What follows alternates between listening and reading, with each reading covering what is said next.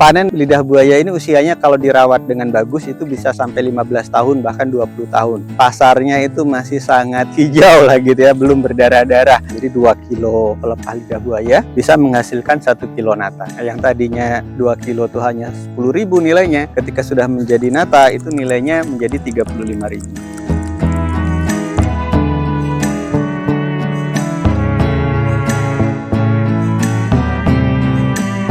Halo, perkenalkan nama saya Mustafa Jajuli. Saya di sini adalah sebagai Direktur Utama dari PT Agromulia Internasional. Alamatnya ada di daerah Jelegongan, Segan ya, Kabupaten Sleman, Yogyakarta. Kami itu fokusnya adalah perkebunan lidah buaya, kayak organik. Jadi ini kita bangun untuk buat pertanian yang integrated farming, 100% organik. Kita tidak tergantung dengan kelangkaan pupuk, kimia, obat-obatan pestisida, dan lain-lain. Jadi semuanya kita olah, kita buat secara mandiri di kebun ini. Nah kemudian juga selain memang lidah buaya yang kita jual raw-nya atau pelepahnya gitu ya, kita juga dari hulu ke hilir. Nah, dari hulu ke hilir ini kita menggarap misalnya produk-produk turunan dari lidah buaya. Unggulannya adalah ada ekstrak cair lidah buaya dengan ekstrak gel lidah buaya. Targetnya adalah diserap sebagai bahan baku industri kosmetik dan farmasi. Pengalaman kami selama ini berinteraksi dengan banyak petani, mereka kan selalu terkendala di masalah pemasaran setelah panen. Jadi begitu panen, kemudian mereka harganya ternyata turun. Apalagi misalnya pemerintah sendiri tidak menjamin bagaimana produk itu bisa diserap di pasar. Akhirnya diserahkan kepada mekanisme pasar dan banyak petani kita yang akhirnya kejebak dengan tengkulak. Kita di sini fokus memang dari hulu ke hilir adalah agar kita bisa meningkatkan value atau nilai tambah dari hasil tani kita. Jadi yang tadinya hanya menjual pelepah lidah buaya, akhirnya setelah kita produksi misalnya jadi nata aloe vera gitu ya, minuman dari lidah buaya tersebut, maka nilainya naik sangat jauh lebih banyak. Tentu saja marketnya juga lebih menarik dibandingkan kita hanya menjual pelepah lidah buaya. Misal pelepah ini diterima di Superindo 5.000 per kilo. Itu kan di Superindo harganya per kilo udah sampai 14.000, 15.000 gitu ya. Bahkan sampai ada yang 17.000. Kemudian misalnya kita olah jadi nata gitu ya, minuman lidah buaya tersebut. Nah, dari 1 kilo lidah buaya itu akan menghasilkan 500 gram nata. Nah, harga per kilo nata itu di pasaran 30 sampai 35.000. Jadi nilainya sangat jauh sekali dibandingkan kita hanya menjual pelepah gitu kan. Jadi 2 kilo pelepah lidah buaya bisa menghasilkan 1 kilo nata. Nah, yang tadinya 2 kilo tuh hanya 10.000 nilainya, ketika sudah menjadi nata itu nilainya menjadi 35.000.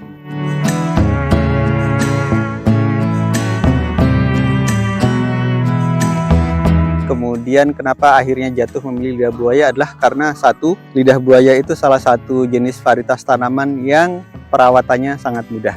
Dari mulai proses penanaman, kemudian perawatan, dan panen itu sangat mudah dibandingkan dengan kita budidaya tanaman-tanaman yang lain. Yang kedua, hambanya juga sangat jarang ya, atau bahkan sedikit sekali. Jadi hama paling banyak itu biasanya busuk batang gitu ya, karena biasanya kerendam air, makanya tidak boleh ada genangan air ketika kita menanam lidah buaya. Yang kedua, biasanya ada kuret, itu di tanah-tanah yang berpasir, makanya lidah buaya ini paling cocok, the best-nya atau terbaiknya adalah di tanah lempung. Lidah buaya ini kan dasarnya adalah famili dari tanaman kaktus ya, jadi tanaman di padang pasir yang panas. Nah menariknya itu lidah buaya bisa ditanam di seluruh kondisi geografis. Contohnya kalau di kita yang di Jawa itu yang paling banyak ada di daerah Bogor, di daerah Bandung juga Lembang ada, itu kan termasuk dataran tinggi yang dingin ya. Di sana tumbuh sangat bagus sekali. Kemudian di Kalimantan yang mengawali lidah buaya di Indonesia itu tanah gambut bahkan. Nah itu juga tumbuh dengan luar biasa bagus. Nah kalau di daerah Jawa terbaik adalah memang tanahnya tanah lempung. Rata-rata di tanah lempung itu cirinya biasanya persawahan gitu kan dan lain-lain.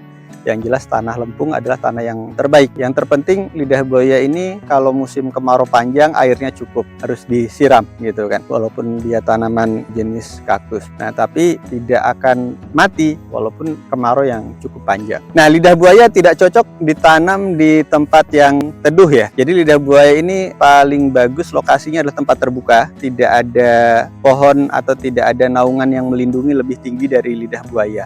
Lidah buaya ini rata-rata panen itu di usia 12 bulan ya, jadi 1 tahun sejak tanam. Ciri-cirinya bisa dipanen adalah ketika lidah buayanya sudah berbunga. Yang dipanen adalah pelepah yang memang besar gitu ya, jadi posisinya biasanya paling bawah gitu kan, maka kita ambil pelepahnya yang besar saja. Nah, itu bisa dipanen rata-rata tiap bulannya 2 kali, atau bisa juga nanti seminggu 2 kali, tergantung memang kondisi pasar atau kondisi permintaan. Tapi rata-rata kalau kita di sini panen itu seminggu 2 kali. Panen lidah buaya ini usianya kalau dirawat dengan bagus itu bisa sampai 15 tahun bahkan 20 tahun. Jadi sekali tanam bisa untuk jangka panjang penghasilannya. Kita akan mendapatkan penghasilan yang rutin dari lidah buaya. Jadi lidah buaya itu satu pelepahnya itu rata-rata 500 gram beratnya. Jadi yang kita masukin ke supply gitu ya, produk kita itu di atas 300 gram. Kita ambil saja 500 gram rata-ratanya gitu kan. Maka kalau satu batang pohon lidah buaya itu 500 gram. Nah, dalam luas 1,5 hektar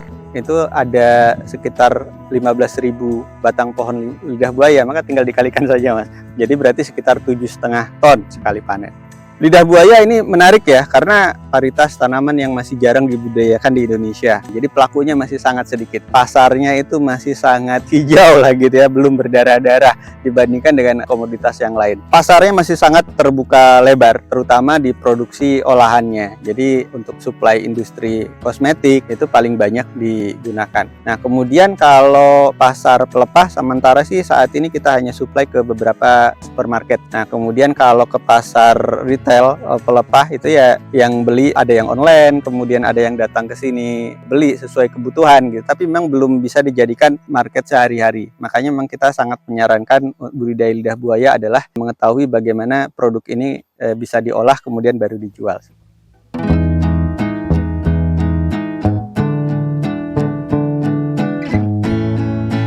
Karena produk ini memang tidak laku di pasaran biasa gitu ya, di warung-warung dan lain-lain atau dimanapun, maka sangat aman dari pencurian dibandingkan dengan produk-produk pertanian yang lain gitu hasil panennya. Harapan kita sih memang kita bisa ekspor. Kita kemarin barusan MOU gitu ya, untuk produk-produk olahannya itu bisa kita ekspor. Karena kalau pasar ekspor itu kalau untuk raw-nya harganya lebih rendah daripada raw dalam negeri. Jadi memang yang menarik adalah produk olahannya.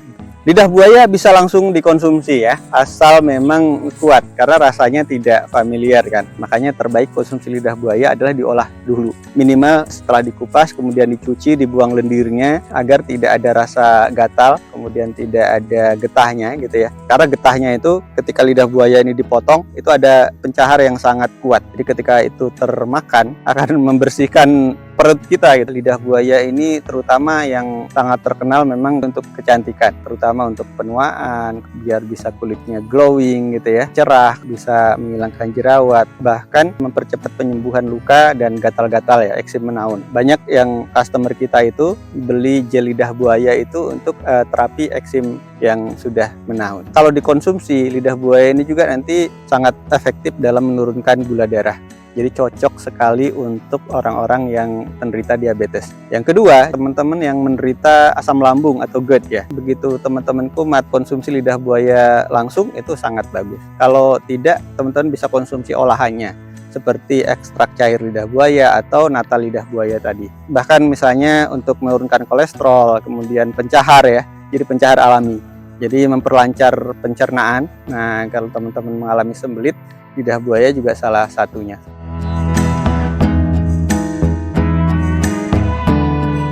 Rekan-rekan semua yang pengen usaha tani memang sebaiknya apapun itu ya mempunyai motivasi yang kuat, kemudian juga mempunyai kecintaan terhadap usaha yang teman-teman tekunin. Jadi apapun usahanya seperti lidah buaya ini, ketika kita tekunin dengan sangat serius, maka itu akan menghasilkan sesuatu yang juga sangat bagus untuk teman-teman semua. Enaknya bertani ini adalah tidak ada stresnya. Jadi kita datang ke kebun, melihat tanaman ini, kemudian mencabut rumput, itu efek secara psikologis saja sangat menenangkan menenangkan, menyegarkan gitu ya, melihat yang hijau-hijau. Kemudian sehat teman-teman, karena selalu berkeringat. Kemudian teman-teman juga harus mengetahui dulu dari A sampai to Z-nya. Nah, misalnya kalau bagi teman-teman yang tertarik bertani lidah buaya atau berkebun lidah buaya, silahkan datang ke tempat kami. Kami akan sangat terbuka gitu dan sangat menyenangkan untuk membagikan ilmu kami, karena bagi kami jakatnya ilmu itu ya dibagikan gitu ya. Tidak ada yang kita tutup-tutupin bagi teman-teman, mulai proses budidayanya dari penanamannya, kemudian perawatannya sampai pengolahannya gitu ya, membuat nata gitu dan lain-lain, itu juga kita akan ajarkan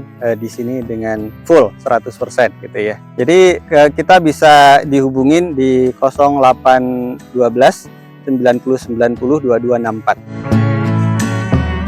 Terima kasih kepada channel Rona Rene Vlog gitu ya, yang sudah bersedia untuk meliput farm kami. Mudah-mudahan ini menjadi informasi yang berharga dan bisa juga menjadi inspirasi bagi teman-teman yang lagi mencari usaha di bidang pertanian. Jangan lupa subscribe, like, dan share. Mudah-mudahan informasi ini bermanfaat.